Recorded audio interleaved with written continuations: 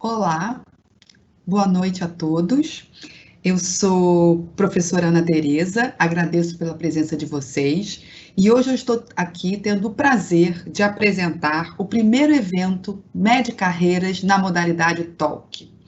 O MED Carreiras tem desenvolvido algumas trilhas muito interessantes, direcionadas aos nossos alunos, trazendo um olhar diferenciado para a formação, refletindo sobre profissionalismo e outros temas importantes na construção do ser médico. O MED Carreira já tem o Career Day, que oferece aos alunos a oportunidade de conhecer um pouco do dia a dia de empresas da área de saúde. Nós temos também já o programa Embaixadores, que privilegia, que oportuniza o acompanhamento de alunos, inicialmente aqui no Rio de Janeiro, no PV e no CITAR, no planejamento de sua carreira, mas nós já vamos expandir esse programa dos embaixadores para outras cidades, outros cursos que nós temos no Brasil. Enfim, é uma instância nossa da Diretoria Nacional de Medicina muito interessante e muito inovadora. Mas hoje nós estamos aqui para apresentar o Med Talk Carreiras. E eu tenho um prazer enorme de chamar o professor Dr. Ricardo Bedirian. Ele é cardiologista, ele é professor da UERJ e também aqui da Unesa, do Rio de Janeiro, um grande amigo, um querido amigo, e ele vai falar conosco sobre espiritualidade no tratamento das doenças cardiovasculares. Então, é um prazer enorme, agradeço mais uma vez a presença de todos vocês e vamos escutar, então, o professor Ricardo Bedirian. Por favor. Então, boa noite, agradeço muito aí o convite para poder falar sobre esse tema, e é uma honra, né, saber que a gente está iniciando, né, essa nova etapa aí do Med Talks, e tendo a oportunidade de falar de um tema que eu diria que é, de certa forma, inovador pela sua inserção na discussão científica na área médica, né, na área da saúde como um todo. A gente já vem discutindo sobre isso há um tempo, né, então eu vou falar de uma abordagem um pouquinho mais ampla do que apenas as doenças cardiovasculares, e vou falar da parte cardiovascular também, que é a minha área de atuação. E aí, primeira coisa que a gente precisa delimitar é o que é espiritualidade, porque isso é um conceito que ainda traz muita confusão, tá? Então, eu trouxe esse conceito, que é da professora Cristina Puchalski, que é uma referência nessa área de espiritualidade e saúde. Então, segundo ela, espiritualidade é o aspecto da humanidade que se refere a como os indivíduos buscam e expressam significado e propósito, e a maneira como experimentam sua conexão com o momento, consigo mesmos, com os outros, com a natureza e ao significativo ou sagrado. Existem vários conceitos de espiritualidade, mas eu gosto bastante desse porque, além de ser muito amplo, ele traz alguns conceitos que me são muito caros quando eu falo de espiritualidade, que é a questão de significado e propósito, que tem tudo a ver com a nossa abordagem de espiritualidade e saúde. Isso faz toda a diferença para motivar um paciente, por exemplo, um tratamento, tá? A questão de conexão tem tudo a ver com a parte de saúde mental, a parte do equilíbrio emocional, social, e o significativo e o sagrado. E aí, isso é muito importante, porque às vezes a gente tem uma dificuldade de desconectar a espiritualidade da coisa muito religiosa. E aí as pessoas às vezes pensam que o sagrado é apenas algo sacro, religioso, alguma coisa de devoção, e não. Até mesmo uma pessoa que não tenha religião nenhuma, ou até que não creia em nada além da matéria, que se diga ateu ou agnóstico, ela pode ter coisas que considera significativas ou sagradas, até mesmo a questão da ciência, do universo, a natureza, etc. Bom, então isso é uma delimitação que a gente faz religião e espiritualidade têm muita correlação, mas não são a mesma coisa. Religião é uma instituição humana, é algo que envolve o coletivo de indivíduos, como eles lidam, né, com a expressão da sua espiritualidade, mas também tem outras questões, tanto que a gente vê que a intercessão não é absoluta, tem uma área que fica de fora da espiritualidade, que tem muito a ver com rito, agrupamento, hierarquia, etc. E aí a gente pode até falar de um conceito um pouco mais amplo, né, que seria religiosidade, que tem a ver com o quê? Com a sua ligação com algo maior. E aí religiosidade tem sim a ver com algo além da matéria, com um ser maior, etc. Tá? Mas ainda assim, a gente pode dizer que tem uma religiosidade intrínseca, que tem a ver com espiritualidade em si, com aquele conceito, né, que a gente colocou lá no início, e a extrínseca, que teria a ver com coisas mais materiais, mais da relação social de uma igreja, de culto, de templo, etc. E a gente vê também que tem coisas da espiritualidade que estão até fora da religiosidade. Então, espiritualidade é um conceito mais amplo e que nos permite abordar muito bem quando a gente fala da relação com saúde. E tem um modelo, né, do Fischer, que é um dos autores que estuda espiritualidade, nisso a gente já está dando várias referências para quem quer se aprofundar, no qual ele fala que a espiritualidade tem 4 domínios, né? Domínio pessoal, como ela se conecta consigo própria, com seu eu, com seu autoconhecimento, suas emoções. O interpessoal, que tem a ver com sua relação com outras pessoas, e aí pode ser também com um agrupamento religioso ou outros tipos de agrupamento. O domínio ambiental, e aí envolve, né, sua conexão com a natureza, e até mesmo questões que têm a ver com religiosidade, né, por exemplo, como se relaciona com o uso de proteína animal, tem a ver com o domínio ambiental. A gente sabe que tem religiões que são vegetarianas, né? E o domínio transcendental, que é geralmente onde a gente limita a questão da nossa compreensão de espiritualidade, que é o quê? A sua relação com algo maior, que transcenda a existência, né? E aí, quando a gente fala de transcender, não necessariamente a gente está falando de algo espírito, né? A alma, nada disso. A pessoa também pode considerar que deixar um legado para a humanidade é algo que transcende a sua existência. Tá? Então a gente está tentando dilatar um pouco a compreensão que a gente tenha do que é espiritualidade em nossas vidas. E aí por que a gente fala disso, né? De espiritualidade em relação à saúde? Porque já está comprovado que tem efeito sobre qualidade de vida e bem-estar. A gente pode aplicar escalas de qualidade de vida e comparar, né, indivíduos que têm práticas religiosas ou espirituais e vai ver que indivíduos que têm maior espiritualidade, eles têm melhor qualidade de vida, né?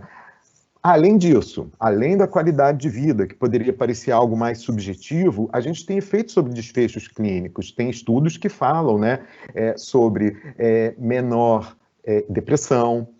A gente tem estudos que falam até mesmo sobre melhor evolução após infarto do miocárdio, melhor evolução em pacientes HIV, com menos internações, menos complicações. Então, isso também está sendo cada dia mais comprovado. As crenças auxiliam no enfrentamento. A pessoa que tem uma crença, ela consegue superar adversidades na vida, e a gente sabe que a saúde frequentemente impõe adversidades à vida das pessoas. Os pacientes querem falar sobre isso, e muitas vezes não tem abertura. Tá? Os pacientes querem falar do que sentem em relação a questões espirituais e principalmente em momentos de vida onde isso é colocado em xeque, né? A pessoa que está com uma doença grave, uma decisão, opera, não opera, e aí ela quer envolver essas questões, né? Às vezes, o significativo e o sagrado para a pessoa é um desejo último. E a pessoa está ali numa doença que pode ser uma doença terminal ou uma cirurgia que é uma cirurgia de alto risco, e a pessoa pode querer falar sobre isso. E a gente também tem as diretrizes curriculares nacionais para os cursos de medicina que nos colocam que a abordagem dos pacientes deve ser uma abordagem integral. A gente não deve olhar os nossos pacientes apenas como um ser biológico. A gente tem que olhar nossos pacientes como um ser integral, né? Social, com suas relações psíquicas, suas questões culturais e também a espiritualidade. A gente tem aqui uma frase do Sir William Osler, um grande médico e eu diria até um grande filósofo da medicina. Ele tem frases assim emblemáticas e essa frase tem tudo a ver com o que a gente falou. O bom médico trata as doenças, mas o grande médico trata o paciente. Então é olhar o paciente como um todo. E aí a gente não pode excluir da abordagem integral do paciente espiritualidade, porque é um atributo essencial do ser humano. A gente entendendo a espiritualidade naquele conceito mais amplo que a gente introduziu, é atributo de todos os seres humanos, independente de crença. Falar um pouco também, né, do enfrentamento, né? Tem um termo em inglês que é o coping, né? E tem vários estudos que falam que o enfrentamento pode ser positivo ou negativo. Então a gente está falando aí que a espiritualidade ajuda, sim, na imensa maioria das vezes. Mas tem pacientes que têm crenças, né, que são negativas. Às vezes a pessoa encara que a doença está sendo uma punição, né, que Deus esqueceu, e aí eles têm uma relação muito mal resolvida com a sua espiritualidade. Então a gente tem que também entender, né, se a espiritualidade está ajudando esses pacientes ou não, né? E aí como abordar isso, aí é um capítulo à parte, mas é importante entender. Um exemplo, né, em relação a essa questão da culpa, às vezes o paciente traz muita culpa por um adoecimento, por exemplo, um paciente que sofre uma doença hepática em consequência de um vício, do álcool, e aí se tornou abstêmio após entrar para uma religião, mas acha que está sofrendo, né, um castigo divino pelos erros do passado. O que a gente pode fazer é tentar, do nosso ponto de vista médico, aliviar a culpa desse paciente e falar, olha, o que importa é daqui para frente e a gente vai tratar e vai aliviar. Então, assim, a gente tem como usar instrumentos para ajudar o paciente, compreendendo como ele lida com as questões espirituais. Falar brevemente de histórico. René Descartes foi um indivíduo muito importante, tá? Ali na Idade Média. Por quê? Ele foi um filósofo que favoreceu a libertação, digamos assim, da ciência das garras da religião. Até essa época, tudo na natureza, na ciência, na vida humana, na sociedade, era explicado pela religião. Inclusive a ciência, as pessoas que questionavam eram queimadas na fogueira, perseguidas, etc. Então ele fez uma divisão muito importante, né, de dividir ciência e religião. O grande problema é que quando teve essa divisão, a religião levou junto a espiritualidade, que a gente viu que não é posse única das religiões, é um atributo humano. Mas foi importante para que a ciência pudesse se desenvolver e a gente está tendo agora um reencontro, né, de ciência e espiritualidade. A gente tem um aprofundamento dessa cisão, digamos assim, com Flexner, quando no início do século XX, né, com o relatório Flexner e toda a doutrina de educação médica flexneriana, tudo se pautou muito na ciência, né, e aí naquele conceito ainda muito cartesiano, né, lá de Descartes, de separação com tudo que pudesse parecer religião. Então, a gente teve uma grande dificuldade da ciência médica incorporar novamente a espiritualidade. Mas o que a gente vê? A gente vê que no final do século passado começou a ter um crescimento das pesquisas sobre espiritualidade. A gente poderia dizer até que ali na década de 60, né, a gente tem professor Ian Stevenson na Universidade de Virgínia, já começando alguns estudos, mas foi efetivamente entre década de 80 e 90 que a coisa começou a crescer e a gente chegou no número expressivo agora nos últimos anos. Teve uma pequena queda no ano passado, e a gente compreende porque realmente a pandemia desviou todas as atenções, né? Mas ainda assim a gente tem já artigos tentando abordar a questão de espiritualidade na pandemia, tá? Bom, e aí um dos grandes responsáveis por esse boom, por essa grande ascensão, e outra referência importante a ser estudada, é o professor Harold Koenig, da Duke University, e ele publicou esse livro, que é um livro fundamental para quem queira se dedicar a abordar a espiritualidade no cuidado do paciente, tá? Então, tem vários conceitos importantíssimos que a gente tira dele. Bom, fora isso, no Brasil, a gente tem o quê? Várias faculdades que incluíram em seus currículos as disciplinas de espiritualidade e saúde, como a Faculdade de Medicina do Triângulo Mineiro, Unifesp, a Universidade de Taubaté, no Rio de Janeiro, UF, Unirio e UERJ. Fora isso, a gente tem diversas ligas acadêmicas. A gente tem a Liga de Espiritualidade da Estácio de Sá, Presidente Vargas, da qual eu faço parte como orientador. E eu incluí aqui, né, o DENCA, que é o Departamento de Estudos em Medicina Cardiovascular, né, e Espiritualidade, tá? E do qual eu faço parte. Qual foi a importância disso? O Harold Koenig, em 2007, foi convidado a participar de um congresso da Sociedade Brasileira de Cardiologia, em Recife, e fez uma mesa sobre espiritualidade e saúde, e ali começou a ideia de se fazer o grupo, e a gente começou a abordar em todos os congressos, a partir desse ano, a questão de espiritualidade e saúde cardiovascular, e a coisa vem crescendo. Então, a gente já tem esse grupo de estudos, né, e ainda num esforço de produzir ciência no Brasil. A gente tem coisa fora, né, sendo feita nesse assunto, tá? Mas aqui a gente ainda está num esforço com isso. Além da abordagem cardiovascular, a gente tem muito estudo de espiritualidade e saúde na área de neurociências, na área de psiquiatria, na área de infectologia. E quem mais estuda espiritualidade é realmente a enfermagem. A enfermagem, até por ter um contato mais próximo com o paciente, né, acaba tendo mais facilidade de abordar essas questões e desenvolvem mais estudos. Então, qual é a relação entre espiritualidade e doença cardiovascular?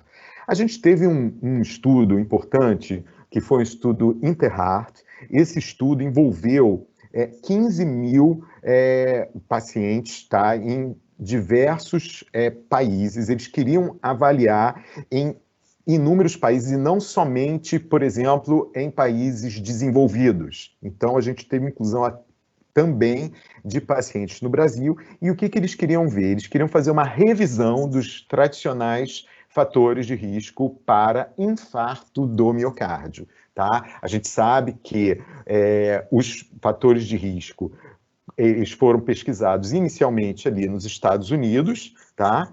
E tiveram validação em outros países, mas esse foi um estudo multicêntrico, né?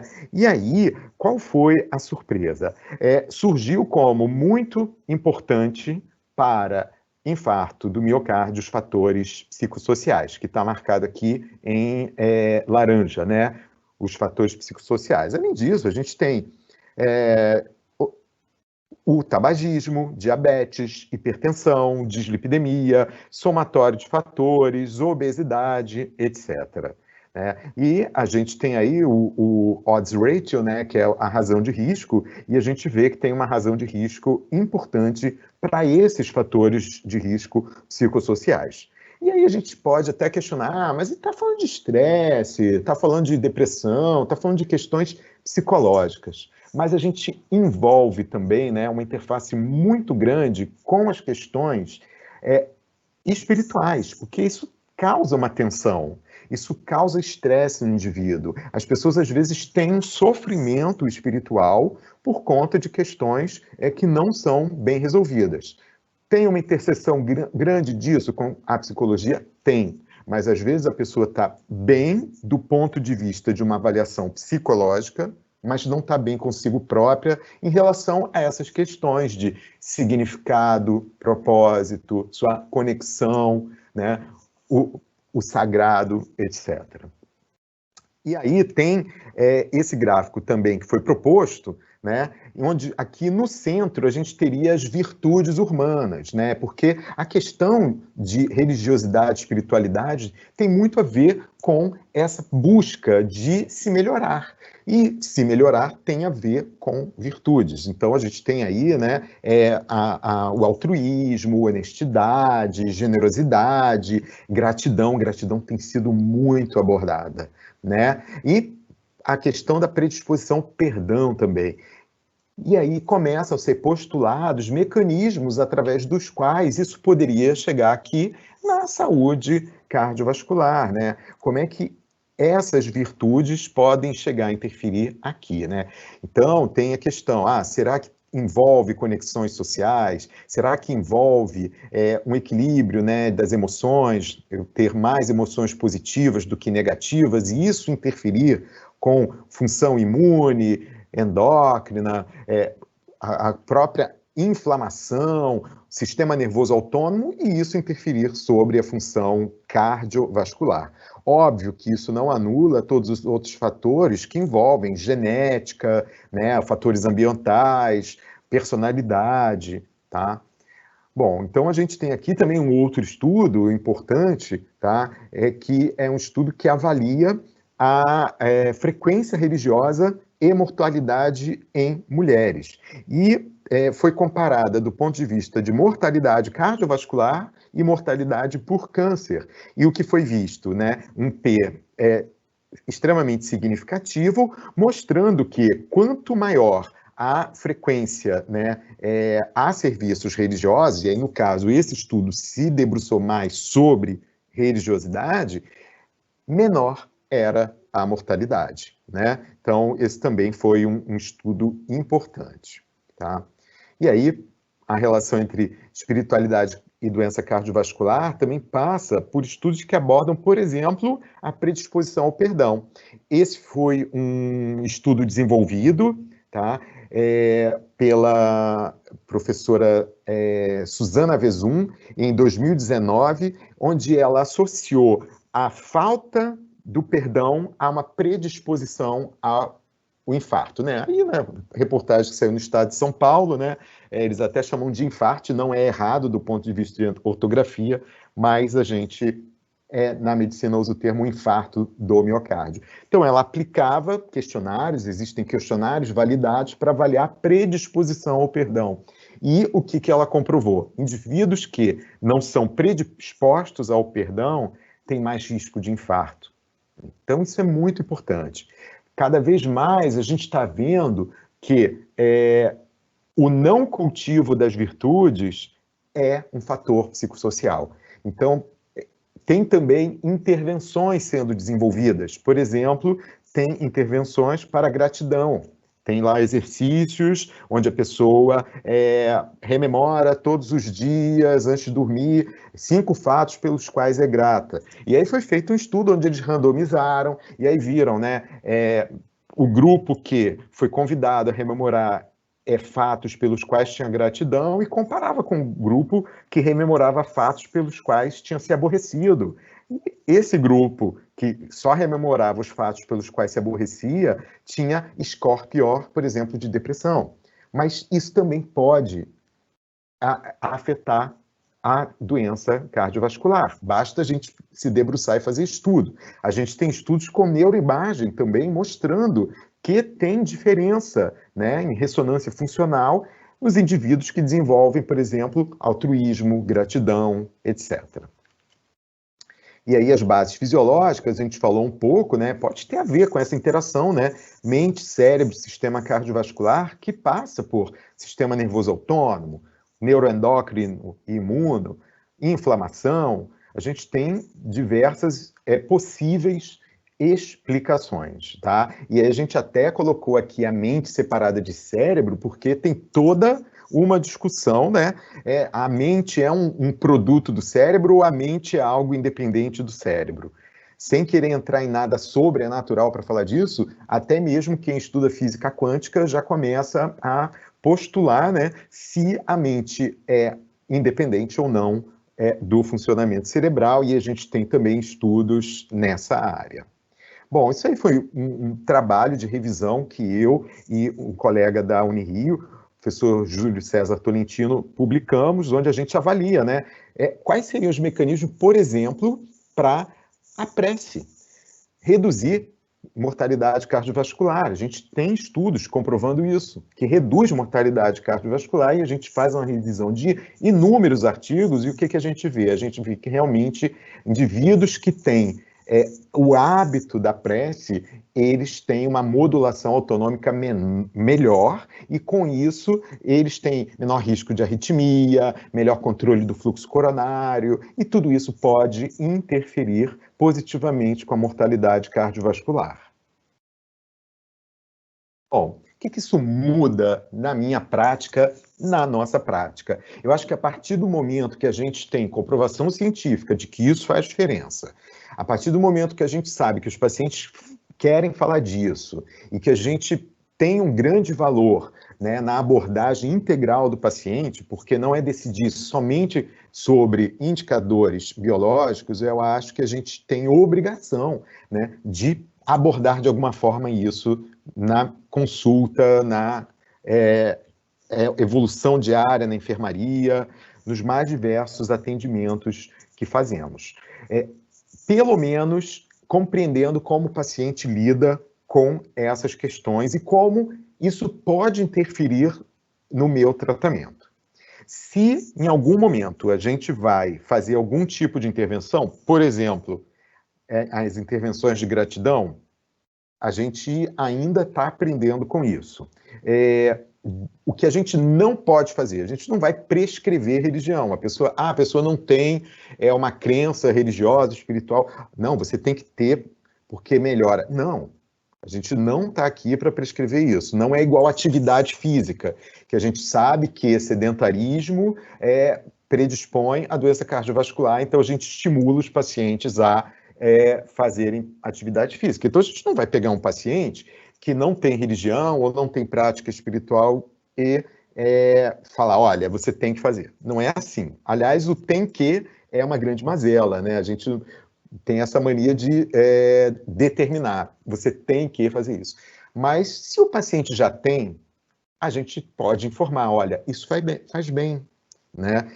Então, a própria Cristina Puchalski, ela tem um vídeo onde ela demonstra uma anamnese espiritual com uma paciente dela com câncer, e aí ela conhece essa paciente, e a paciente está num momento ruim em relação à doença, porque recidivou, e aí ela, ciente da história da paciente, ela fala, olha, você sempre disse que ir ao seu culto te fazia bem, e você está me dizendo que parou de ir. Você não acha que poderia voltar? Mas assim, ela não está determinando assim, um proselitismo religioso, nada disso. Ela conhece, ela está conversando e dando caminhos para a paciente com base no que a gente sabe dos estudos que isso realmente tem benefício, né? Então a gente tem uma história espiritual do Colégio Americano de Medicina, né? A ACP, que é simples, tem vários questionários de espiritualidade, várias propostas de como abordar espiritualidade na prática clínica, mas essa história é bem objetiva e bem prática para quem quiser começar. Então sai daquela coisa, né, de inquérito epidemiológico de qual sua religião, ponto, não. Então, questões simples. A fé, religião ou espiritualidade é importante para você nesta doença? A fé tem sido importante para você em outras épocas da sua vida? Você tem alguém para falar sobre assuntos religiosos? E você gostaria de explorar assuntos religiosos com alguém? Simples, a pessoa pode estar passando uma doença grave e essas seriam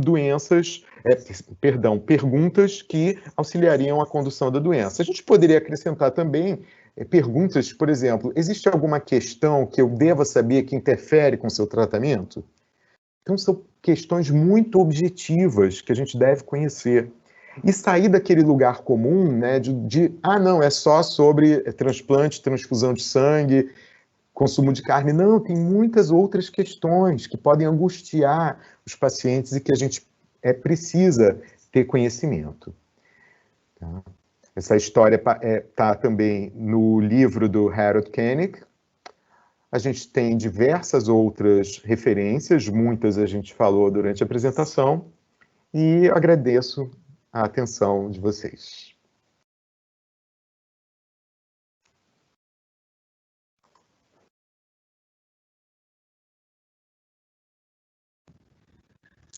Maravilhoso, Ricardo. Muito Obrigado. bom te ouvir. Muito bom ouvir a citação do nosso Papa, né, William Osler, trazendo aí a ideia da necessidade de contemplar aspectos da espiritualidade na prática clínica, né, trazendo já evidências robustas sobre o impacto benéfico disso.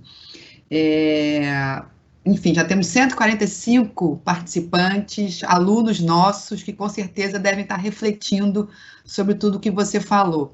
E eu vou só, antes de apresentar o próximo palestrante, fazer uma brincadeira que a minha filha achava que tank era uma palavra só. Então, a gente não tem que nada, né, na medicina, a gente tem que escutar e estar aberto, e isso muito é um exercício muito bom. A Pauline dizendo, tank, mãe, tank, enfim.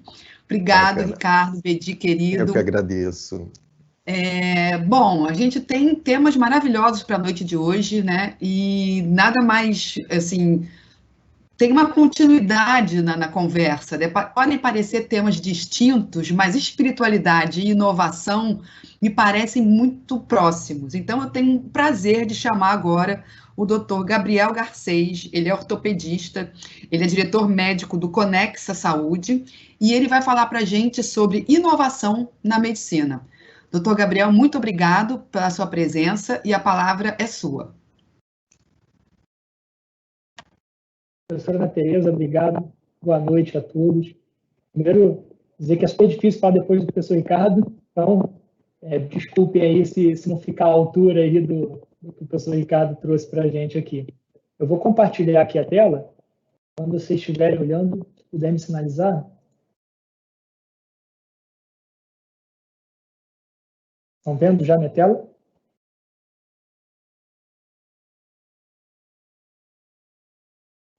Sim. Está em modo apresentação? Sim, está. Legal. Gente, primeiro, boa noite. Obrigado aí pelo espaço aqui para conversar um pouquinho com vocês sobre inovação em medicina. Meu nome é Gabriel Garcês, eu sou médico, sou aqui do Rio de Janeiro, formado aqui no Rio de Janeiro também. Me formei e depois me especializei em ortopedia, fiz traumatologia esportiva, fiz várias especializações dentro da ortopedia, em cirurgia de joelho, e cada vez afunilando mais. E, em paralelo, eu sempre vim trazendo comigo um pouquinho do brilho no olho quando se falava em inovação, quando se falava em novidades, quando se falava em gestão. Então, em algum momento da minha jornada, isso acabou vindo para esse lado, e hoje eu divido um pouco a minha carreira em ortopedia, cirurgia de joelho, que é o que eu gosto também de fazer, é o que eu me formei e faço há 10 anos, e um pouco de gestão e inovação. E, juntando gestão e inovação, vim parar na Conexa Saúde, que é uma startup de telemedicina que a gente tem um super orgulho aí de não ter nascido na pandemia, né? A gente veio trazendo no conceito de criação de startup, a gente veio trazendo a ideia de resolver um problema em 2017, antes de se falar em telemedicina aqui no Brasil. E quando veio a pandemia, enfim, depois a gente pode conversar um pouquinho mais sobre a história, mas a pandemia deu esse boom aí para a gente. Então, quando a gente fala um pouco de inovação na medicina, né, a gente olha para uma imagem como essa aqui, que eu estou mostrando para vocês, qual é a primeira coisa que vem na cabeça, né? Quando eu olho essa imagem aqui, eu penso, poxa, que coisa arcaica, né? Que coisa antiga. Você quer fazer uma ausculta pulmonar, você quer fazer um diagnóstico de pneumonia, você coloca um canudo e escuta ali a respiração daquele paciente por um canudo. Isso daqui é uma imagem clássica de Lynexo, aqui mais ou menos 1800, então, quer dizer, já tem mais de 200 anos aí, e vocês podem acreditar que nessa imagem aqui, para a época, isso era uma baita inovação. Isso daqui foi o primeiro estetoscópio que não era high touch, né? Quer dizer, não era ouvido no pulmão. Esse foi o primeiro estetoscópio que foi desenvolvido. Então, o Laennec foi super inovador naquela época. Então, quando a gente fala de medicina lá, a gente fala de Hipócrates e 3.000 anos aí atrás, a gente tinha uma ausculta totalmente diferente dessa, que já é ultrapassada hoje. Então, a gente só tem hoje um estetoscópio digital, com aumento de volume, um estetoscópio com a escuta com plug para fone, para o aluno poder ouvir o que o professor está ouvindo, porque esse elemento aqui chamado Laennec, René Laennec, pensou um dia e falou assim, poxa, botar o ouvido aqui nas costas do paciente não é a melhor forma de ouvir. E aí ele foi desenvolvendo e hoje a gente tem a escuta que a gente tem. Então, a inovação, ela surge sempre para resolver um problema. Sempre que a gente pensa em inovar, sempre que a gente pensa em, poxa, eu vou criar, eu vou empreender, eu tenho que ter na minha cabeça que para que isso dê certo, eu preciso resolver algum problema. Imagina se naquela época de Laennec a gente já tivesse um estetoscópio digital. Colocar um canudo ali e escutar a respiração do paciente ia resolver algum problema? Não, com certeza aquilo ali não teria dado certo.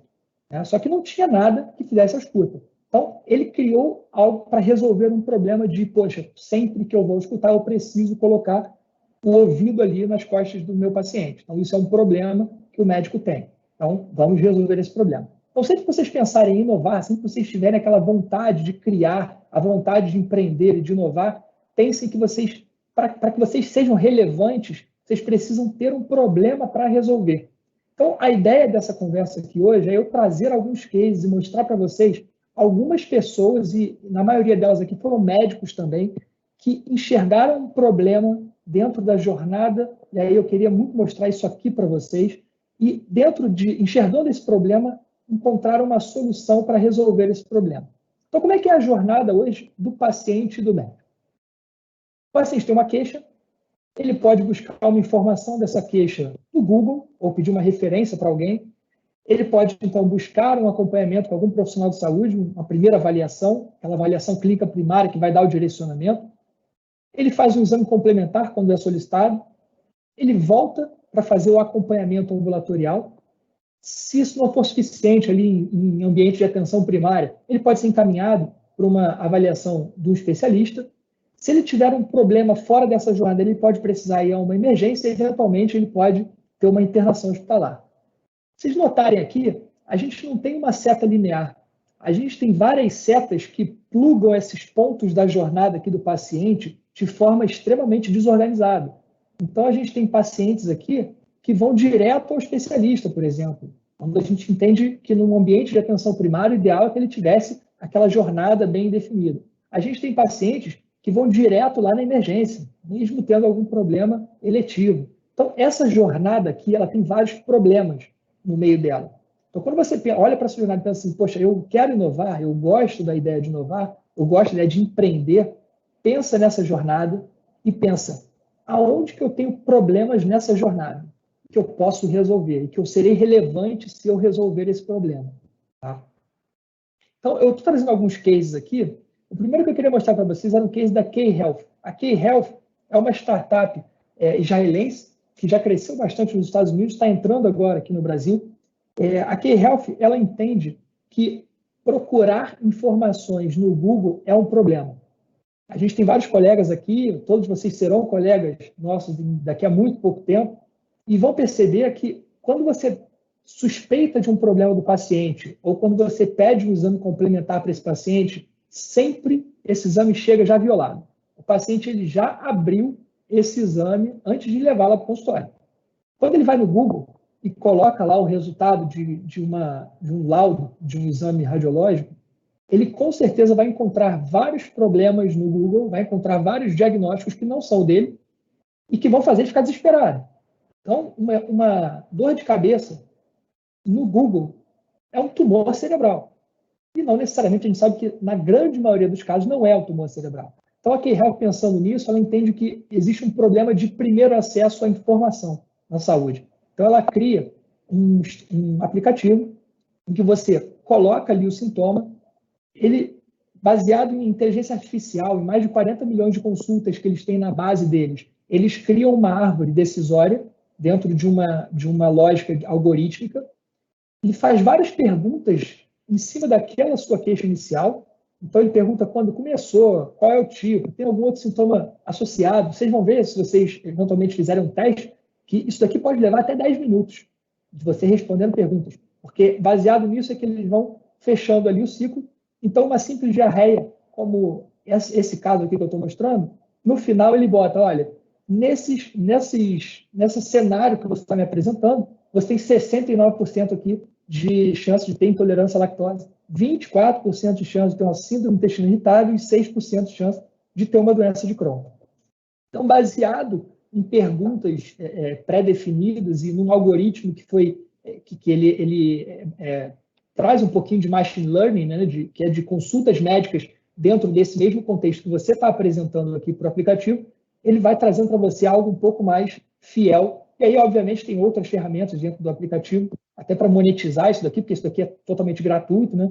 Então, eles trazem algo para solucionar uma jornada ali do paciente. O eCâncer é um outro aplicativo. O que eles encontram, o que eles entendem aqui? Poxa, a gente tem uma doença que é uma doença que mexe com o psicológico dos pacientes, é uma doença que deixa o paciente cheio de dúvidas, deixa o paciente cheio de arestas para parar da saúde dele. Ele não entende muito bem o que vai acontecer com ele nos próximos meses, nos próximos anos. E o eCâncer entende que, além de acolher esse paciente, ele precisa engajar esse cara a seguir o tratamento.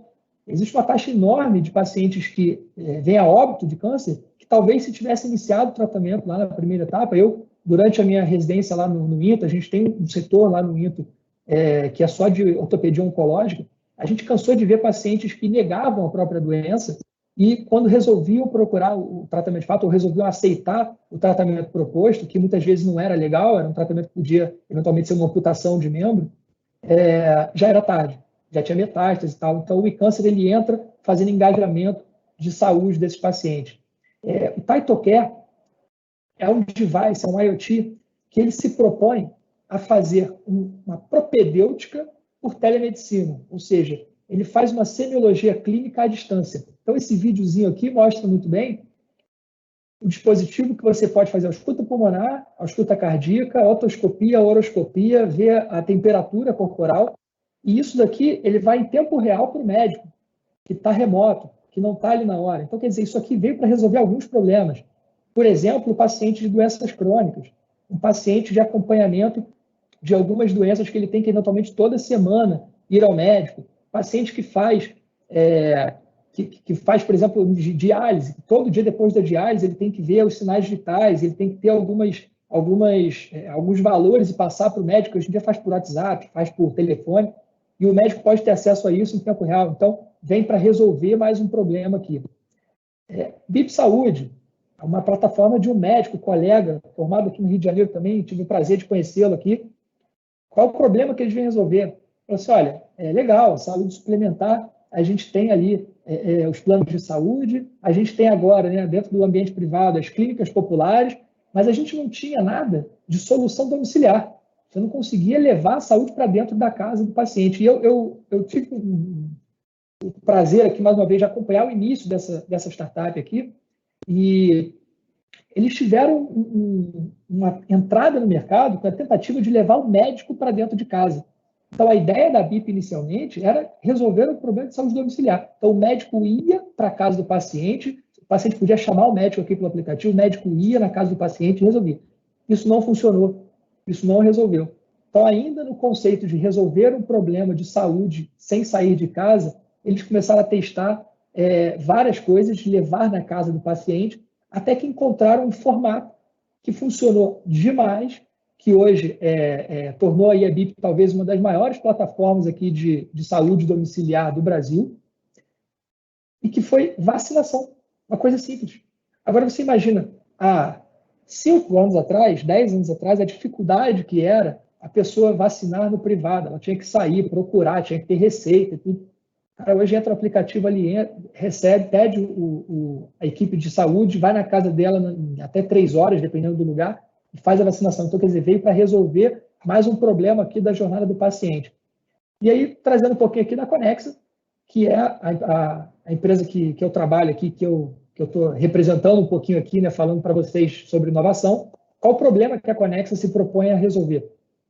A Conexa entende aqui, né, que existe um dado super alarmante aqui para a gente, que é o dado de que 54% dos médicos do país estão no Sudeste. Como que eu levo saúde, como que eu levo pneumologia, como que eu levo neurologia para o Acre, para o interior lá do Amazonas? Como que eu levo um ultra especialista? Como que eu levo um geneticista? Geneticista, se não me engano, a gente tem 400 no Brasil. Como é que eu levo um geneticista lá para o norte do país? Então, olhando para isso, a gente entende que existe um problema de acesso à saúde e a gente tem uma missão de democratizar o acesso a uma saúde de qualidade no Brasil. Então, a gente iniciamos como uma plataforma de telemedicina. Hoje a gente é uma empresa de saúde digital que leva soluções de saúde de forma remota. Tá? Tudo isso daqui com médicos que podem estar no Rio de Janeiro, podem estar em São Paulo e dando a mesma assistência que um morador do Rio de Janeiro e de São Paulo tem lá para Rondônia, para Acre, Amazonas, lugares que a gente talvez não tenha todas as especialidades disponíveis. Então, isso daqui é um problema que a gente tenta resolver. Nada do médico, né? Eu só falei aqui de resolver problemas, de solucionar problemas da jornada do paciente. Mas e a jornada do médico? O médico ele tem uma longa jornada de plantões. Quando vocês se formarem, então vocês vão perceber isso, né, que os plantões nem sempre são... Você termina o dia super calmo, super tranquilo. Então, são dias super cansativos. A jornada de trabalho super cansativa. Você tem problemas no trabalho grandes, que é você lidar com a saúde, você lidar com a doença, você lidar com problemas psicológicos dos pacientes, você absorver tudo isso. Então, são problemas. Essa jornada ela tem vários problemas. Então, para quem quer empreender, para quem quer inovar, olhe para a jornada do médico e pensa assim, poxa, desses problemas aqui da jornada, qual deles eu consigo resolver? Qual deles eu tenho uma ideia muito boa aqui para resolver? Então, existem algumas hoje já. Então, por exemplo, a Memed, que é uma plataforma de prescrições digitais. Você hoje vai lá na Memed, qualquer médico pode fazer isso, é só se cadastrar lá e botar o CRM, ele já faz uma conferência no Conselho Federal de Medicina, então o médico só se cadastra e já começa a poder usar, não tem custo, você bota lá o medicamento que você quer, ele coloca todos os tipos de medicamento, apresentação comercial, de qual laboratório, o preço nas farmácias mais próximas daquele medicamento que você colocou. E depois ele ainda sugere a posologia. Então, assim, resolve um outro problema, que é, poxa, o medicamento que você não está tão acostumado a prescrever, ele já te sugere a posologia mais comum, você pode escolher as posologias de acordo com o que tem na bula. Então, é uma inovação, é um empreendimento que veio para resolver um pouquinho da jornada do médico, né? Doctoralia. Então, como eu estava falando, né, a gente se forma e a primeira porta de entrada no mercado de trabalho é plantão. Então, você começa a dar plantão, você começa a ter que dormir fora de casa, trabalhar um dia emendando no outro, pegar no início os piores horários de plantão, porque é um pouco isso que acontece, e a Doctoralia vem com a ideia de que é o seguinte: por que você não abre o seu consultório? Aí a resposta em geral é, mas quem eu vou atender no meu consultório, né? O que eu vou fazer no consultório? Eu vou ficar vendo televisão no consultório. A Doctoralia vira e fala assim, olha, eu vou te dar tráfego, eu vou te colocar aqui nas redes sociais, eu vou te colocar na internet e eu vou fazer uma coisa que a gente chama de SEO. SEO nada mais é do que você gerar leads, quer dizer, dar visibilidade para uma marca ou para uma pessoa ou para um site dentro da maior rede de busca, que hoje é o Google. Então, se você clicar lá hoje, procurar, por exemplo, pneumologia Ceará, provavelmente o primeiro que vai aparecer aí vai ser algum pneumologista que está no Ceará e que se cadastrou aqui na plataforma do Doctoralia. Então, ele vem para resolver isso, para resolver um problema dos médicos que estão sem tráfego de pacientes no consultório. Então, isso aqui, aos poucos, você vai ampliando o seu SEO dentro da plataforma, vai aumentando o tráfego de pacientes, e a ideia do Doctoralia é, sai do plantão, se cadastra aqui, eu vou te ajudar a encher seu consultório. Então, essa é a ideia lá do Doctoralia. E, por fim, aqui o eMedicina, que é uma plataforma também de prontuário eletrônico. Tem várias plataformas de prontuário eletrônico. O eMedicina, ele traz uma ferramenta de marketing médico. Então, poxa, qual seria o ideal, né, da jornada de um paciente no seu consultório hoje? Seria que esse paciente viesse, fosse atendido, você prescrevesse o medicamento, pedisse o exame, fizesse ali a conduta médica que tivesse que ser feita, e você pudesse depois acompanhar esse cara mesmo sem ele estar no seu consultório. Esse cara vai voltar daqui a 2 semanas, esse cara vai voltar daqui a 1 mês. Será que nesse período aqui você não deveria ter pontos de contato com esse seu paciente? Será que esses pontos de contato que você faz com esse seu paciente, será que não ajudam a engajá-lo, a começar a tomar o remédio da forma certa, a se preocupar mais com a saúde dele? Será que com isso você não gera uma maior satisfação no seu paciente sai lá mais satisfeito? Será que com isso esse paciente não vai falar, poxa, super legal esse acompanhamento que esse meu médico está fazendo aqui comigo, vou indicar ele para o meu primo, para o meu tio, para o meu amigo. Então, em medicina, ele traz uma ferramenta que a gente chama de CRM, que é uma ferramenta de acompanhamento de clientes, né, que aqui são pacientes, e que a própria plataforma ela vai engajando o paciente sem o médico ter que lembrar, putz, ontem eu atendi fulano, vou aqui então mandar uma mensagem de texto para ele, para perguntar se ele fez o exame que eu pedi. Não, a própria plataforma já começa a fazer isso. Então, a ideia aqui é um pouco parecida até lá com o Doctorali, só que por caminhos diferentes. Tá? Então, isso aqui são algumas soluções que eu trouxe aqui para mostrar para vocês de o que resolver na jornada do médico também. Tá? Mas, como tudo na vida, empreender e inovar tem desafios. Tem o lado bom, que é de quando tudo dá certo e você tem aquela satisfação de ver aquela criança crescendo, que é o seu novo empreendimento, a sua nova inovação, mas tem os lados negativos, que são os desafios. Então, dentre os desafios todos aqui, eu enumerei alguns para mostrar para vocês que nem tudo são flores, claro. Então, recurso financeiro é um problema, claro, né?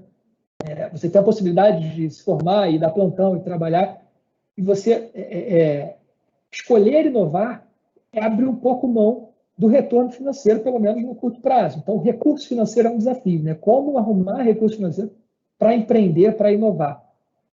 Concorrência. Então, eu mostrei aqui para vocês uma plataforma de prontuário eletrônico. Eu poderia aqui citar 20.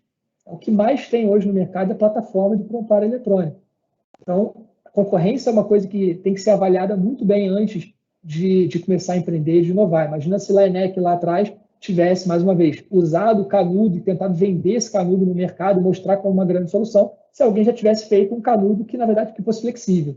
Não faria o menor sentido. Então, a concorrência aqui é uma coisa que tem que ser avaliada. Pressão da sociedade.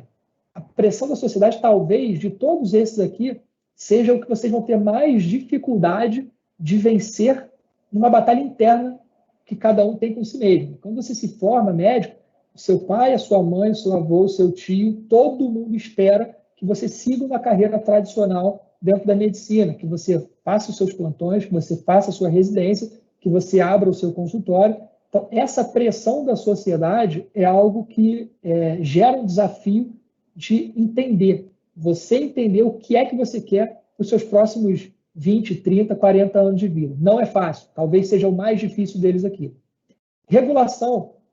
Então, você imagina que tudo que a gente está fazendo hoje aqui de telemedicina está levando lá a saúde para os índios da população ribeirinha lá no Amazonas. A gente tem vários cases aqui de atendimento de índios que nunca tinham visto médico na vida, né? A gente leva via telemedicina. Então, imagina se de uma hora para outra, no fim da pandemia, o CFM decide que, a partir de agora, a telemedicina não pode mais acontecer. Então, essa regulação é um desafio para todo mundo que quer empreender. Você imagina se lá a ENEC, mais uma vez, lá em 1800, tivesse criado esse instrumento e algum órgão regulador falasse, olha, exame físico tem que ter contato de pele. Acabou. Aquele estetoscópio lá do ENEC nunca teria se tornado hoje o estetoscópio como a gente conhece, né? Então, esse desafio de regulação, ele existe também, é importante falar. E, por fim, e talvez o maior desafio de todos aqui em qualquer empreendimento, não só dentro da medicina, mas é o recurso humano, né? Juntar-se com as pessoas que você confia, com as pessoas com quem você gostaria de compartilhar os seus dias, compartilhar os seus almoços, o café da tarde, porque provavelmente nos primeiros anos do seu novo empreendimento, da sua nova inovação aí, do que você pensa aí de novidade, vão ser 80% do tempo com essa pessoa. Então, isso daqui é um desafio, ou com essas pessoas, né? Então, isso daqui é um desafio muito grande. Ter pessoas boas do seu lado, e não só boas, mas pessoas boas que você gostaria de compartilhar grande parte do seu tempo. Então, isso daqui acho que é super legal da gente ter na cabeça e entender que nem tudo são flores, tem o lado super positivo, tem a satisfação da realização de uma inovação, mas tem vários desafios também nesse caminho que precisam ser conversados. E isso daqui eu acho que é uma coisa fundamental. Tem um professor, assim, que é o professor Romeu Domingues, que é uma pessoa que eu vejo como um dos maiores inovadores aqui dentro da medicina no Rio, talvez no Brasil, e que ele fala, olha, o dinheiro tem que ser consequência em tudo na sua vida. Dentro da medicina, na parte assistencial ou na parte de gestão, empreendedorismo, o dinheiro tem que ser a consequência.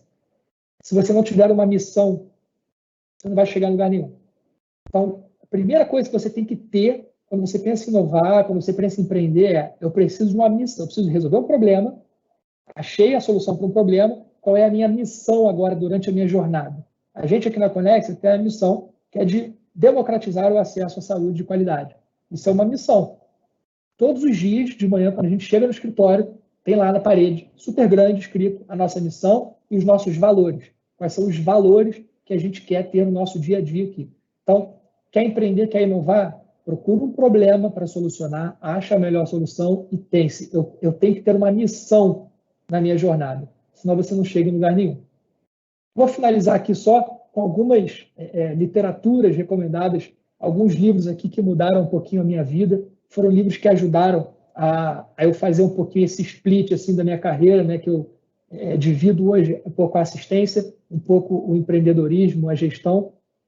Eu acho que todo mundo que pensa em empreender, todo mundo que pensa em inovar, deveria pensar em comprar esses livros aqui e começar a ler um pouquinho para adquirir aquele brilhozinho nos olhos. Tá? Sonho Grande aqui talvez tenha sido o maior livro assim, de empreendedorismo que eu abri até hoje aqui, mas todos os outros me ajudaram a ter uma visão, uma cabeça mais aberta, uma visão super legal sobre o empreendedorismo.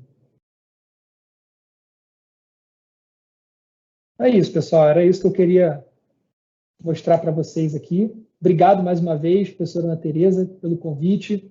Obrigado a todo mundo aí que está assistindo. Espero que tenha sido de bom proveito aí.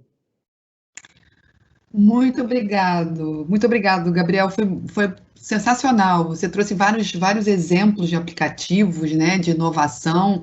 E nesses tempos de Covid, nesses tempos de isolamento social, essa conversa é absolutamente pertinente, né? A gente tem vivenciado muito isso, inclusive na formação, nos cursos de medicina, né? E a ideia de que essa tecnologia, digamos assim, poderia afastar as pessoas, a gente tem vivenciado ao contrário, né? Que ela pode aproximar, ela aumenta vínculos, ela aproxima as pessoas, e é possível trazer humanidade, segurança, né, equidade até, como você comentou, né, quando a gente conversa sobre a desigualdade nas redes de saúde ao longo do Brasil, enfim. Então, essa tecnologia, ela é muito positiva, ela não é fria, né, ela tem um calor aí muito bacana. Então, parabéns, Legal. Muito obrigado mais uma vez pela sua fala. Uma coisa que eu acho super legal de trazer é que a tecnologia, ela não vem para substituir a medicina tradicional, ela vem para complementar e dar suporte à medicina tradicional. Eu não estou falando só de telemedicina, né? Eu estou falando de todas as ferramentas que a gente tem hoje de tecnologia, inteligência artificial, os devices, a IoT, a telemedicina propriamente dita. Então, acho que a geração nova que está chegando aí talvez venha com a cabeça mais aberta e são as pessoas que vão ajudar a fazer isso ser uma ferramenta de democratização. Sem dúvida, a gente está vendo isso no nosso curso, né? A gente tem realidade virtual, anatomia em mesas super interessantes, enfim. Então, chegou para ficar e a gente precisa realmente contemplar isso, tanto na formação quanto na nossa prática. Eu vou dar um aviso para o pessoal que está perguntando, a gente vai publicar um link para vocês computarem a presença ao final da nossa live, tá? Então, aguardem mais um pouquinho que vocês já vão ter essa informação. E dando continuidade, né, a essa noite tão bacana que a gente está tendo, nós temos um terceiro convidado que vai trazer uma reflexão muito importante para a gente também, que é o professor Carlos José Andrade. Ele é oncologista do INCA e do Centro de Oncologia Integrado. E ele vai falar com a gente sobre meditação e medicina, que, assim, está dialogando bastante com a fala desde do professor Ricardo, do professor Gabriel e agora do Carlos. Você está com a gente aí? Carlos? Alô, vocês estão me ouvindo? Sim, perfeitamente. Boa noite. Prazer. Boa noite. A fala é sua. Noite. É um prazer estar aqui com vocês.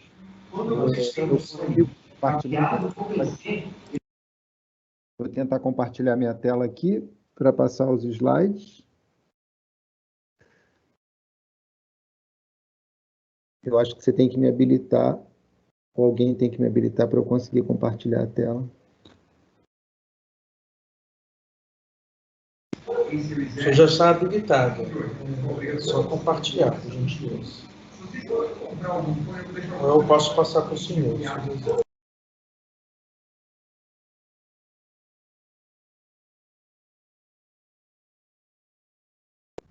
Carlos, você prefere que a gente passe para você? O que você acha melhor? Eu ia tentar. Não, ele conseguiu. Já está. Já está aparecendo?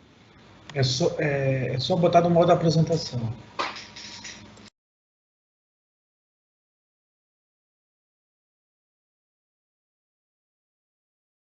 Então está aparecendo para vocês a tela? Está aparecendo, mas precisa só colocar no modo apresentação, por favor. Modo apresentação. Naquela, tipo um cálicezinho que fica ali embaixo.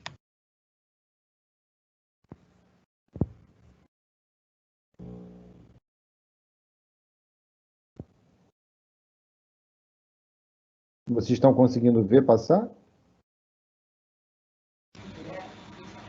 Está travado na primeira página.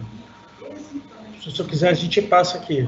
Então vocês podem passar. Podem passar que eu vou pedindo e eu acho que vai ser melhor.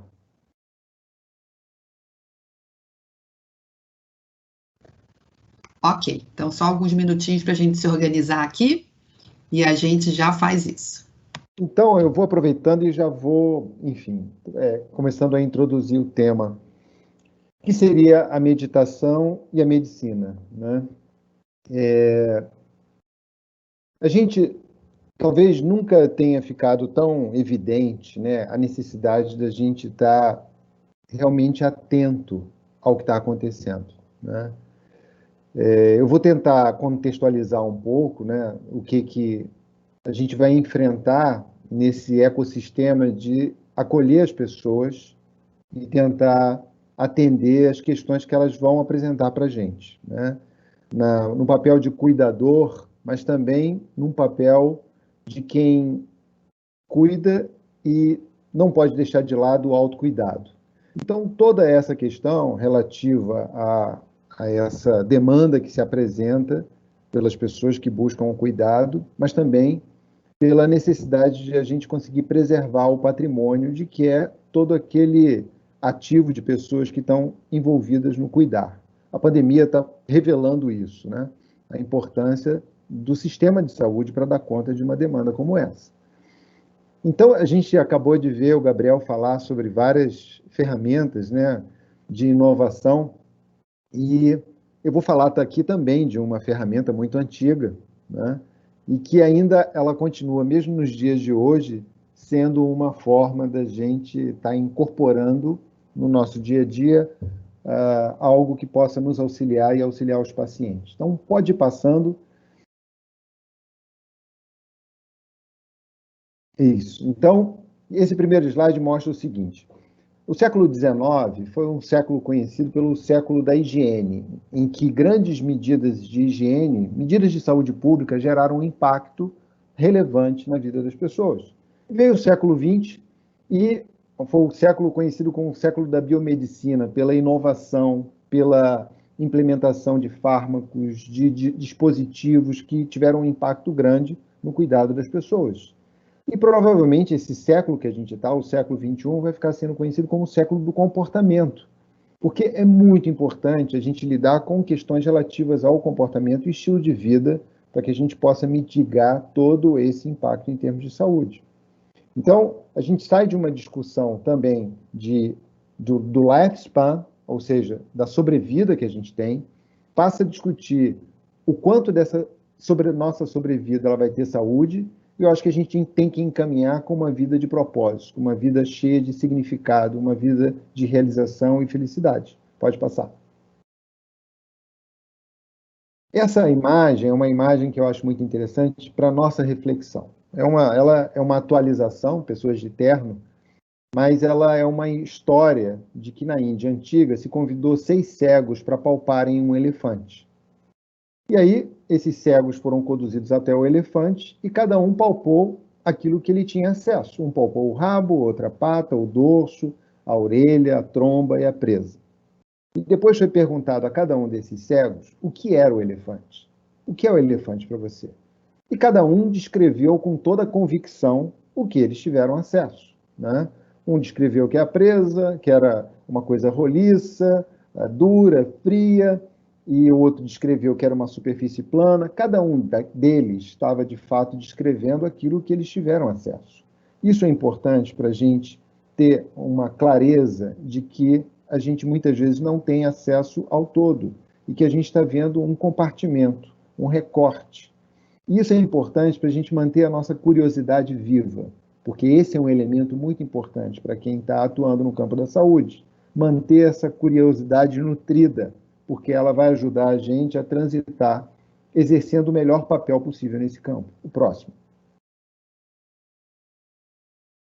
Esse foi um relatório que sai todo ano, depois do Fórum Econômico Mundial, em Davos, e esse foi o relatório de 2019. Pode passar o próximo. Ele destacava questões de risco, é um relatório de risco. Em 2019, ele falava da iminência ou do risco de um episódio relacionado à disseminação de vírus ao redor do planeta. A gente viu que a pandemia aconteceu em 2020. Também ele falava sobre as questões das ameaças de nosso patrimônio mental e da disrupção emocional, que era um risco que ameaçava todo o planeta. O próximo. E a gente vê que 700 milhões de pessoas, esses dados são pré-pandemia, estavam sofrendo de algum tipo de transtorno mental, algum tipo de desordem mental. O próximo. E aí é que entra essa ideia de que existe um patrimônio cognitivo num ambiente que ele deve ser preservado, se aquele ambiente ele deseja florescer do ponto de vista econômico, social, de saúde. E esse foi um artigo publicado na Nature em 2008, já descrevendo essa trajetória da nossa capacidade cognitiva e como a gente tem que estar preocupado desde o aspecto pré-natal, de preparar um casal, até questões relacionadas à infância, a todo o suporte que ele recebe ao longo da vida. E você vê que tem as setinhas para baixo, puxando muito mais do que as setinhas para cima, daquilo que a gente deve fazer para preservar o nosso patrimônio cognitivo. O próximo. E esses são os levantamentos que o Gallup faz ao redor do mundo do ponto de vista de emoção global. Pode ir passando. Então, primeiro você vê uma queda, uma tendência de queda da emoção positiva e o aumento da emoção negativa. Pode ir passando. A preocupação e a tristeza aumentando. E pode ir passando. E você vê que o Zeitgeist é uma expressão alemã que tenta traduzir o espírito do nosso tempo, né? O que tem nesse nosso tempo que a gente vive? Então, existe, primeiro, um desvio do eixo da motivação intrínseca, aquilo que nos move, que é interno, para uma motivação extrínseca, ou seja, o que as pessoas ou a sociedade está ditando como importante. E a outra questão é uma mudança da frustração para uma situação de medo e raiva. Hoje as pessoas se frustram menos e se expressam mais com medo e raiva. Daí a gente está vivendo tanta polarização ao redor do mundo. O próximo. E aí a questão do medo, ela é muito importante, porque o medo é uma emoção que é socialmente aprendida. Quando a gente vive um ambiente de muito medo, a gente aprende questões relacionadas ao medo. E essa próxima imagem, pode passar, é uma imagem que repercutiu o mundo todo, né? Que esse fotógrafo turco, na Síria, direcionou a máquina fotográfica dele para essa criança de 4 anos e ela reagiu dessa maneira. Então, essa reação física que ela apresentava, ela aprendeu quando alguém apontava alguma coisa na direção de outra pessoa. Então, esse é o medo socialmente aprendido. É o medo que a gente viu quando algumas pessoas com traços asiáticos foram agredidas no início da pandemia. E isso pode, se a gente não estiver atento, isso aí é um aspecto que é socialmente aprendido, relacionado ao medo. O próximo. Quando qualquer um de nós estiver diante de uma pessoa, a gente vai ter que olhar para todas essas dimensões aqui. Foi legal vocês terem incluído essa discussão da espiritualidade, porque essa dimensão física, ela nunca vai vir dissociada da dimensão emocional, da dimensão mental, da dimensão social, espiritual, que cada um de nós carrega. Por mais que a pessoa chegue com um dedo quebrado, na realidade ela vai vir com tudo isso junto, né? E o aspecto do cuidado integral ele é dar conta de tudo isso. No que diz respeito à prática contemplativa, à meditação, a gente vai lançar a mão de uma porta de entrada que repercute em todas as direções, na espiritual, na social, mas na emocional e na física também. Próximo. Essas são as curvas de causas de morte nos Estados Unidos ao longo de mais de 50 anos. E a gente, no meu caso, ali como oncologista, observa na segunda linha praticamente um traçado horizontal, que você vê nos últimos 50 anos uma manutenção da mortalidade por 100 mil habitantes relacionada ao câncer. Mas aí eu destaquei 3 ali, né? Cardiovascular, câncer e cérebro vascular.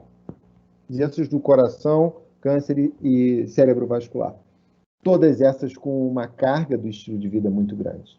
Então, isso é uma coisa que a gente precisa destacar. Porque como é que a gente vai atuar no estilo de vida das pessoas?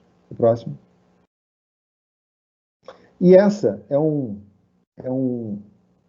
são as queixas relatadas mais frequentes em pacientes em cuidados de fim de vida que uma enfermeira na Austrália levantou.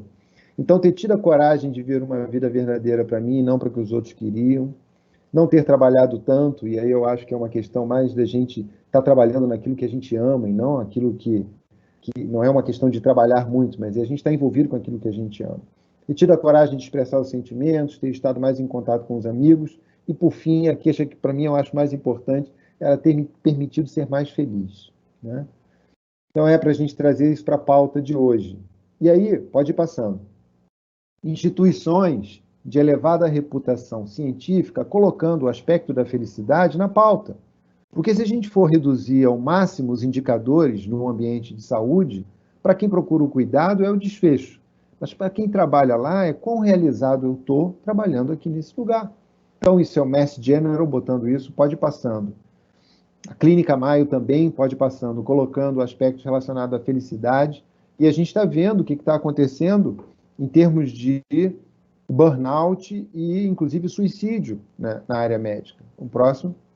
Porque a felicidade é o principal desfecho da vida da gente. Você pode ir passando o próximo.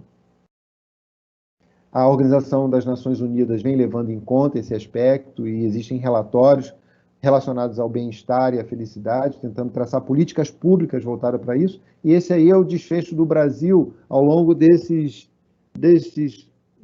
2013, a gente alcançou em 15 a 16ª posição, e desde então a gente vem caindo em termos de posicionamento. Isso eu estou traçando um contexto, porque existe uma evidência de uma correlação entre o bem-estar e a felicidade e a saúde. Isso é um artigo publicado pela Lancet, o próximo. E a ideia de que isso é algo que pode ser cultivado. Eu estou me encaminhando para a ideia de uma técnica contemplativa. Pode ir passando. Questões relacionadas ao fenômeno de rede que se dá, como é que se dissemina a felicidade. A felicidade ela se dissemina no ambiente como um fenômeno de rede. Se eu tenho uma percepção de bem-estar maior, quem convive comigo ao longo dos anos tem a chance maior de também ser feliz. E isso aqui foram dados levantados pela coorte de Framingham, que trabalhava muito doença cardiovascular. O próximo, a dinâmica de disseminação da felicidade. E um outro aspecto relacionado à correlação entre a saúde e o bem-estar psicológico. Quem é que veio primeiro? Não é? Você é feliz porque está saudável ou está saudável porque está feliz? Então, esses dados epidemiológicos levantados pela Universidade de Harvard falando isso. Existe uma correlação, pode ir passando, positiva entre o bem-estar psicológico e a manutenção da saúde da gente. O próximo. Vai. Esse estudo, tentando correlacionar a presença desses elementos como contentamento, como empatia, como espírito colaborativo, em freiras que estavam adentrando na vida monástica e próximo, eles avaliaram as cartas de intenção dessas freiras e viram, pode passando, que quem tinha isso no quartil superior tinha uma sobrevida 10 anos acima de quem tinha menos. O próximo. Esse estudo também avaliando o bem-estar psicológico e o impacto do início do tempo da pré-fragilidade e fragilidade, mostrando que tem um retardo da gente entrar nessa fase de fragilidade, pré-fragilidade, se a gente tem um bem-estar psicológico mais aflorado. O próximo.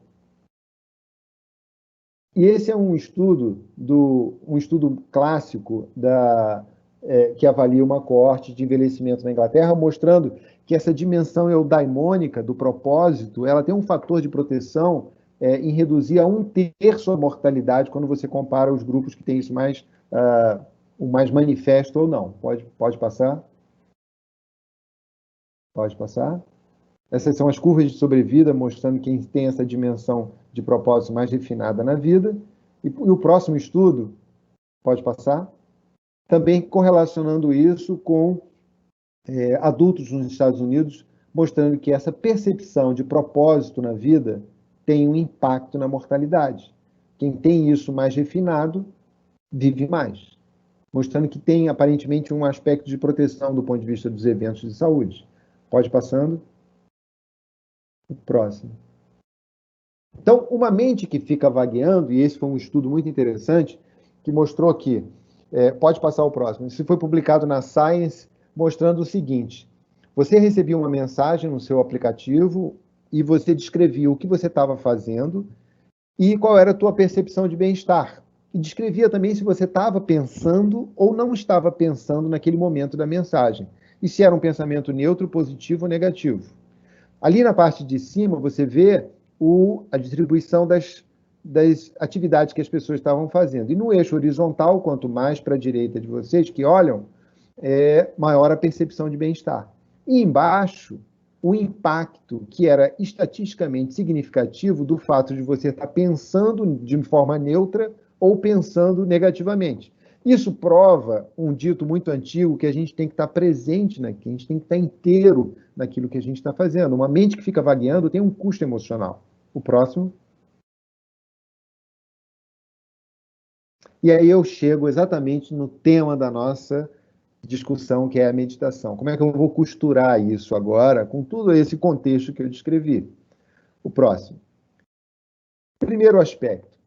A palavra meditar, né, só para a gente ir na raiz das coisas, ela tem origem no latim medere, que é a mesma raiz da medicina, né, que diz respeito a tratar, a curar, a dar atenção médica, né? E também, originalmente, isso nos remetia à ideia de caminho, do melhor caminho para algum lugar. Essa é a raiz desse significado da palavra meditação. Só pode voltar um pouquinho?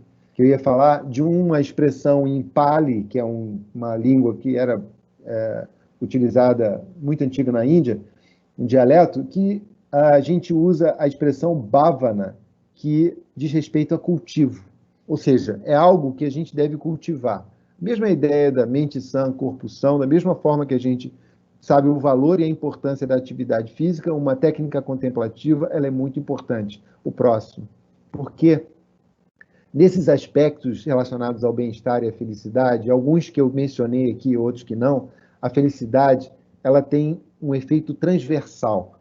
A meditação, ela tem um efeito transversal em todos esses aspectos. Ela, de alguma maneira, ela toca cada uma dessas dimensões que inicialmente a gente tinha visto lá, a física, a emocional, a mental propriamente dita, a espiritual e a social. Próximo. E aí, como é que a gente coloca todo mundo no mesmo salão?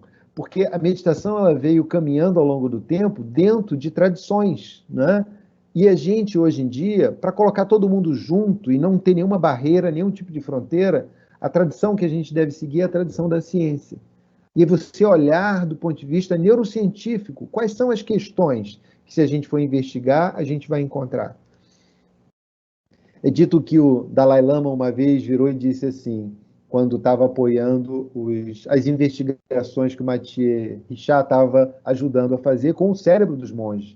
E ele falava o seguinte, olha, eu acredito na ciência, porque se ela falar alguma coisa diferente das escrituras, eu largo as escrituras. Então, é a ideia da gente olhar para isso do ponto de vista de buscar a verdade. O que está acontecendo quando a gente entra num estado em que a gente lida com a atenção e aprendendo a lidar com a reatividade da mente?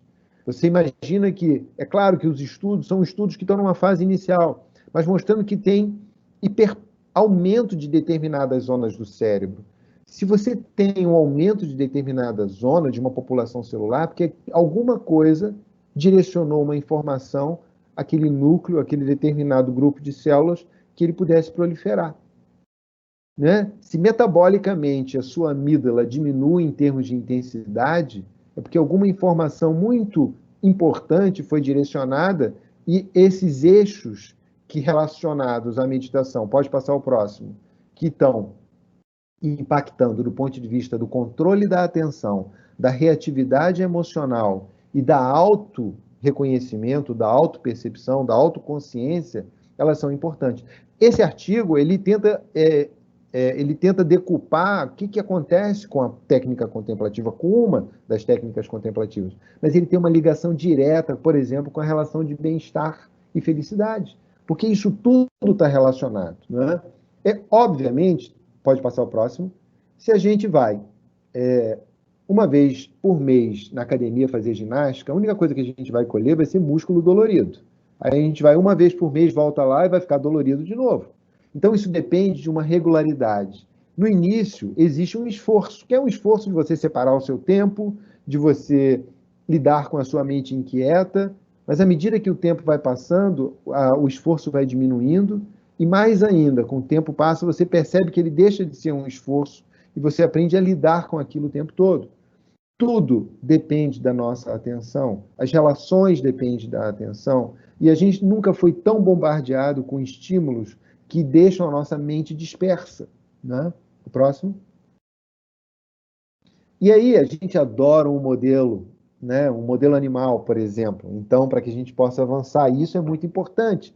Então, como é que isso é verdade? Então, esse estudo foi muito interessante, porque ele infectou zonas do cérebro relacionadas à recompensa e depois ativou essas zonas com drogas ativadas em receptores específicos.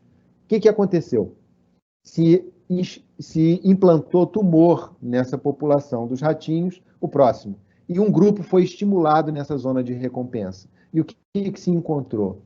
Os animais que eram estimulados tinham tamanhos de tumores muito menores do que os que não eram, mostrando que essa sensação de bem-estar ela está relacionada a um eixo importante imunológico que nos protege, e daí abre-se uma avenida em termos de investigação se isso pode, por exemplo, inverter aquele fenômeno que a gente conhece muito bem. Quando a gente fica estressado, o estômago dói, a cabeça dói, alguns têm diarreia, a pele estoura.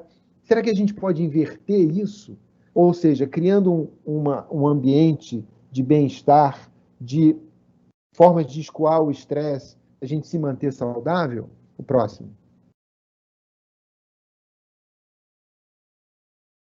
Esse estudo mostrando exatamente o que acontece com a mente vagueante de quem começa a praticar. O default, ele muda. Então, você passa a ter uma mente que vagueia menos. E a gente viu que isso tem impacto na percepção de bem-estar. O próximo. Esse estudo interessante que mostra mudança dos níveis séricos de deacetilases, que são enzimas muito importantes no processo de metilação e demetilação, que isso é a epigenética. Então, praticantes já experientes, eles conseguem, no final de um dia, já modificar os níveis dessas enzimas. O próximo.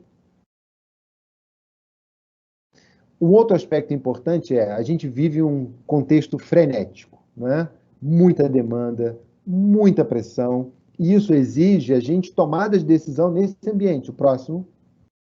E a ideia de que a frônese é algo que a gente tem que estar atento. O que é frônese? Não é? O próximo slide. Já naquela época de Aristóteles, né, a ideia, o que ele falava das excelências? A questão do conhecimento, a episteme, a questão da perícia técnica, isso aí é inegociável, a questão de uma sabedoria filosófica que nasceu junto com a medicina e a filosofia, era uma coisa só. Depois elas se separaram. Mas uma percepção intelectual de si mesmo e a frônese. A frônese é uma sabedoria prática. É algo, o próximo, que vai ser muito importante para vocês, porque ela vai ser aquilo que vai ser importante quando você estiver julgando uma situação que não se encaixa no algoritmo. É uma questão que muitas vezes vai estar de fora de um algoritmo e você vai precisar de um conhecimento, de um olhar que a gente fala mindful, de olhar para tudo que está em jogo para poder decidir, não é? Então, ela não é idêntica a um conhecimento científico, ela é uma perícia ou uma sabedoria prática. Próximo. E ela tem um enlace muito importante com esse aspecto da empatia, né? A empatia está diretamente relacionada com esse aspecto de uma aplicação prática do conhecimento próximo, e isso diz respeito àquilo que a gente vai fazer o resto da nossa vida quando a gente se dispõe a cuidar do outro. A empatia, ela é necessária para essa manifestação desse conhecimento prático, e isso está em linha com as questões médicas que a gente vai enfrentar. E aí, mais um aspecto relacionado à prática da contemplação pode ir adiante, porque a empatia, ela pode ser refinada com a prática da meditação. Você pode nutrir o teu aspecto de empatia quando você engaja numa técnica contemplativa. O próximo.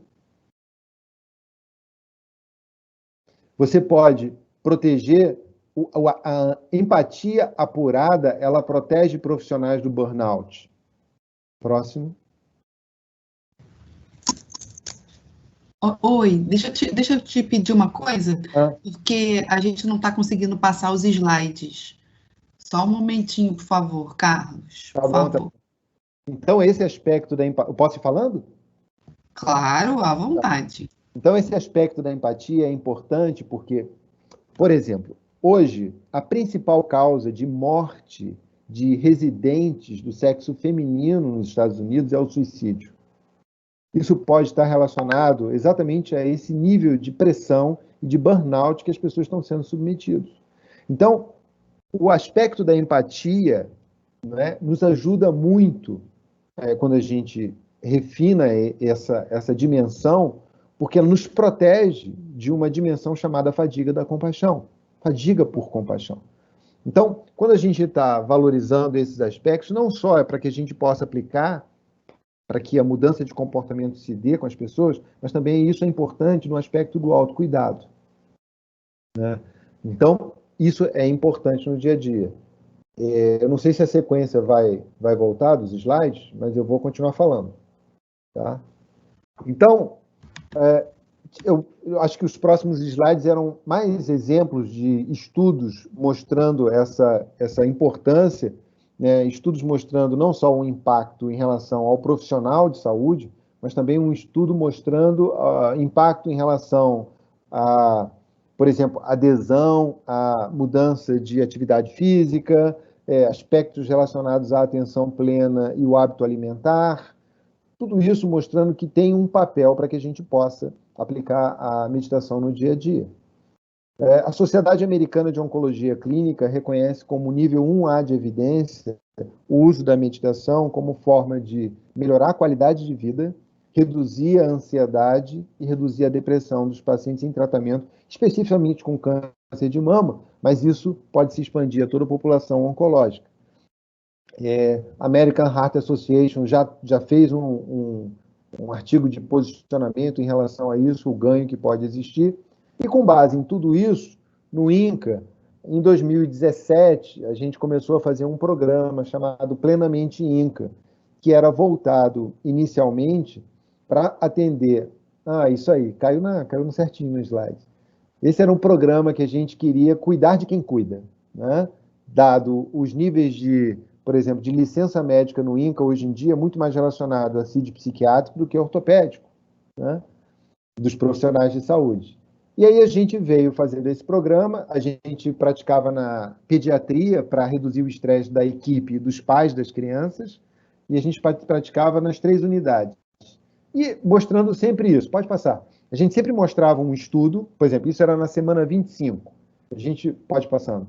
A gente mostrava um estudo relacionado a algum aspecto científico, correlacionando a meditação, explicava a prática e a gente praticava ali.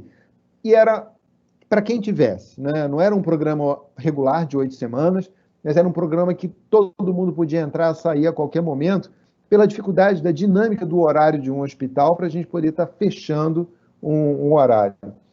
Pode passar? Que atendesse todo mundo. Obviamente, no início, a participação não é tão grande, mas à medida que o tempo passa, as pessoas vão aderindo, e o próximo slide foi o nosso recorde num programa de educação continuada para enfermagem, que elas colocaram a técnica contemplativa como um aspecto do autocuidado. A gente já teve a oportunidade de apresentar isso, inclusive, internacionalmente, não é? No congresso do NIH sobre medicina integrativa. E aqui foram 2 anos atrás, quando a gente completou 2 anos de prática, a gente já está completando 4 anos agora, o próximo. E o próximo. Está travando outra vez, professor, só um segundo. Tá, não tem problema. E aí, o que aconteceu? Veio a pandemia, não é? E aí, com a pandemia, a gente falou, puxa vida, a gente não vai poder mais botar as pessoas na sala, como é que vai ser e tudo mais, e a gente migrou. A gente migrou para uma plataforma virtual. E qual foi a surpresa? Aumentou a participação, né? Então, hoje em dia, a gente faz isso numa plataforma Zoom, a gente faz ao mesmo tempo pelo Instagram e pelo Zoom. Acaba que entram profissionais e entram pacientes, né? Os pacientes do consultório estão entrando, os profissionais de saúde, tanto do consultório como do INCA, estão entrando, e a gente aumentou o alcance. Então, eu não quis aqui aprofundar aspectos do ponto de vista de como é que se medita, eu acho que isso é uma discussão tão grande que a gente pode reservar para uma outra discussão, mas mostrar que a gente tem um embasamento científico de ganhos relacionados a isso, tanto a prática como ao encontro médico, não é? Quer dizer, alguém que busca o cuidado e alguém que está cuidando, como isso é importante de uma atenção plena naquele momento, e como isso é importante manter mesmo com esse desafio todo da pandemia. Então, eu queria agradecer a oportunidade, me desculpar por eu ter estourado o tempo aí, 32 minutos, e agradecer e parabenizar vocês pelas iniciativas de a gente estar discutindo esses temas. Muito obrigado, Carlos. Foi maravilhoso. Eu acho que a gente fechou com chave de ouro a noite de hoje, né? Quando você traz a ideia de que esse caminho pode ser cultivado, isso é muito bom para quem está nos escutando, porque nosso público-alvo é de estudantes em formação. Então, essa ideia de que é possível, aos poucos, né, como você falou, indo à ginástica, né, e fazendo esse exercício diário, a gente consegue, então, cultivar dentro da gente energia positiva, pensamentos positivos, e principalmente uma coisa que você falou muito, que é a empatia, né, que tem que estar presente na nossa prática clínica o tempo todo. E como é que a gente pode também cultivar isso, pode também aprender com isso. Me lembrei muito da música dos Titãs, quando você estava falando de queria ter... lembra daquela música? Ter morrido de amor, trabalhado menos, né? Sensacional. Acho que os meninos conhecem bem, os Titãs são mais antigos, mas acho que ainda estão na moda, né? Bom, a gente já deve ter publicado o link para vocês aqui, para computar a presença. Nós estamos chegando ao final da nossa atividade de hoje. Eu queria aproveitar para lembrar que na quinta-feira nós teremos outro MedTalk, com também temas super bacanas, que são a importância dos cuidados paliativos, a saúde mental do médico e a diversidade na medicina. Então, vocês vejam que a gente está tentando trazer temas bem amplos, né, que podem abrir os olhos para vocês para uma formação diferenciada, né, levando aqui hoje, né, aspectos da espiritualidade, aspectos da inovação na prática médica e aspectos desse cuidado que a gente tem que ter com a gente mesmo para poder cuidar do outro. Isso é muito bacana. Então, acho que é isso. Não sei se alguém aqui do backstage quer comentar alguma coisa, mas acho que a gente já está chegando ao final. Mais uma vez, agradeço muito a presença dos nossos convidados, nossos palestrantes, professores Ricardo Bedirian, professor Gabriel Garcês e professor Carlos José Andrade, que abrilhantaram aqui a nossa reflexão. E é isso. Boa noite a todos e até quinta-feira, onde a gente vai ter mais MedTalk. Não percam. Fiquem conosco. Tchau. Tchau, tchau. Tchau, pessoal. Boa noite. Boa noite. Boa noite.